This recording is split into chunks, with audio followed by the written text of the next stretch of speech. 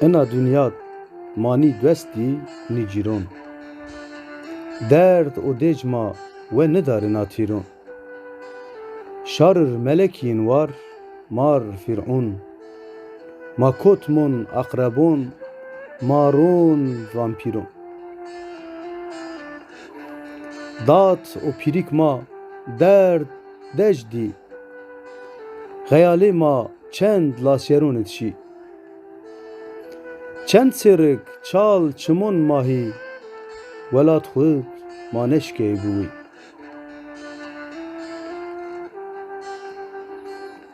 Rej bîyo bers hanik êsen ma şer vê rû mar pêsen.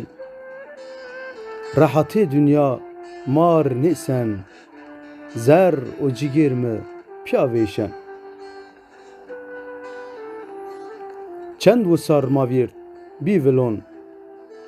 Çend omnon ma vêrt bî gulon.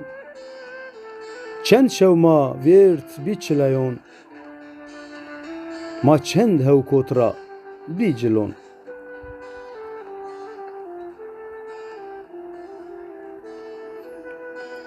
Ma kumik xur dest zona vêr meğrew ma kerd hona. Ma nibî wehêr astwar nî cana. Ma pênîdmên pê xeyalona. Astirê aş mar vêcên ben hora.